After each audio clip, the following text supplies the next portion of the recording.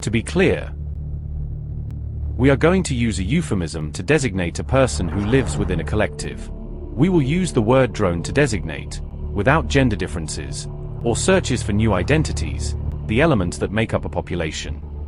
In this way we label in a homogeneous way. Let's reset.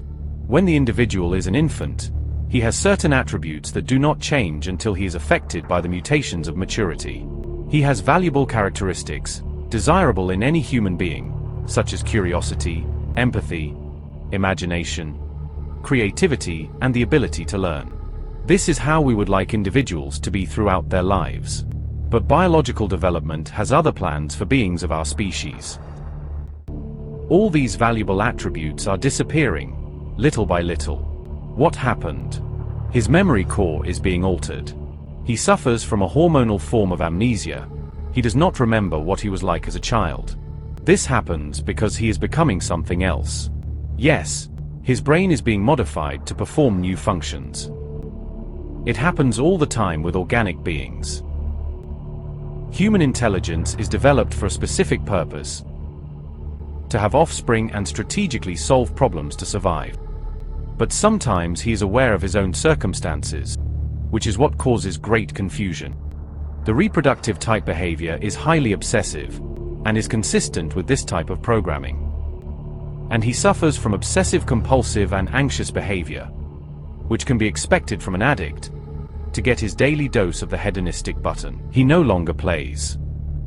He no longer likes to draw or ask silly questions like before. Something has altered his neural patterns. The genius of the species really managed to turn off the child and turn on a drone. Very few ignore the call of the jungle, the asexuals, the natural celibates who are like children, because they are not interested in porn either, and they do not push the hedonistic button.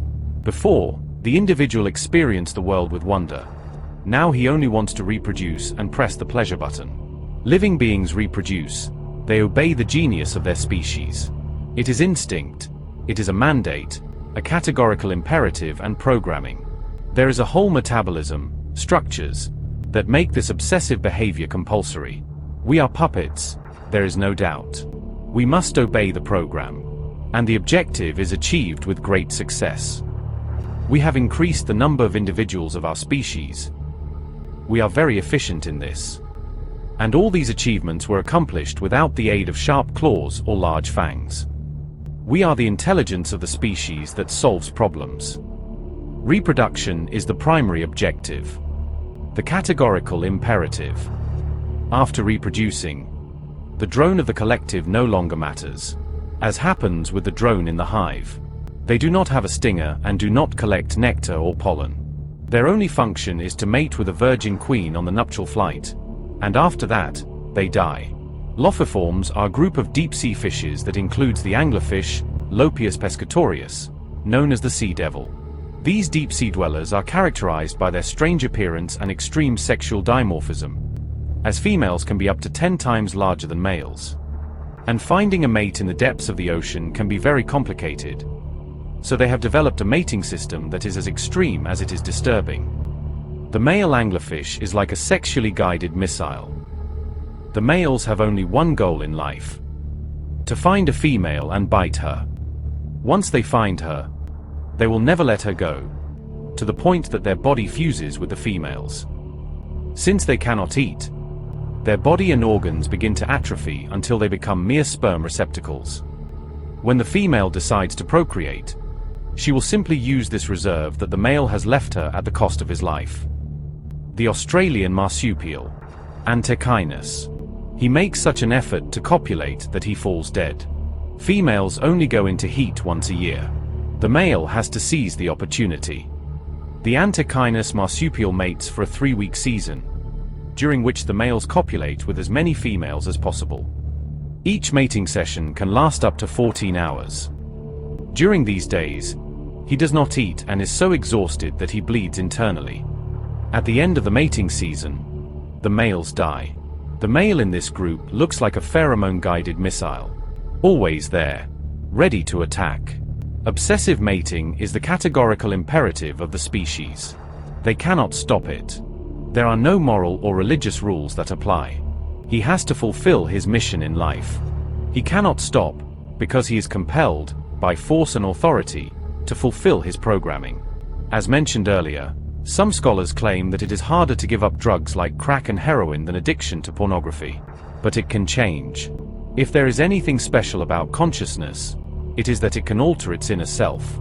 That is why some entities in the collective stop being drones and become individuals.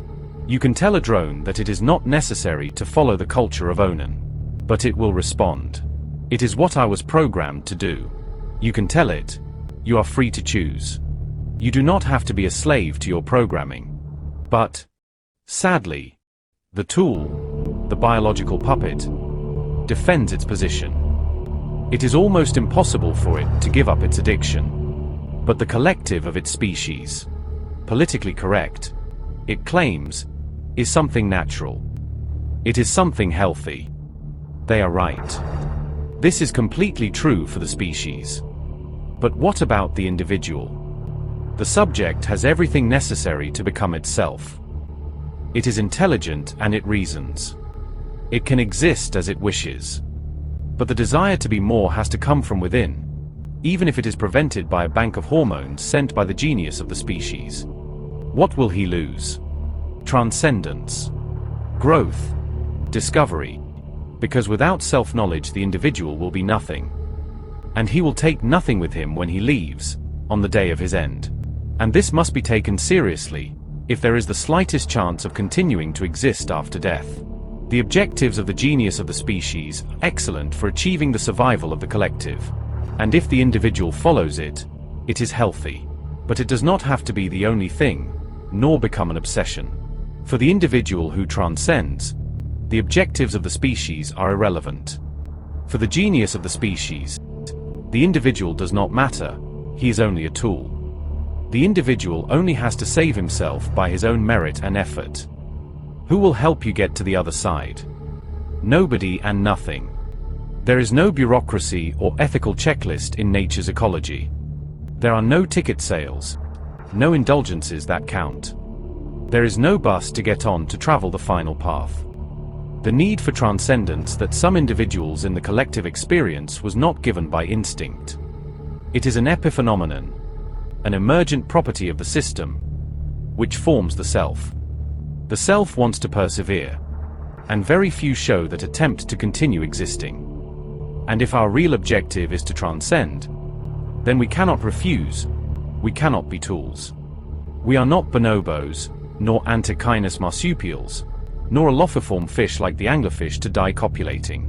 The only thing the drones of the collective understand are their directives. They will not listen to anything else. They complete their mission, and die as drones. Therefore, only very few are saved. Abandoning the directives of the species makes you leave the collective. Collectives only care about human relations when their entire culture is related to reproductive and mating issues.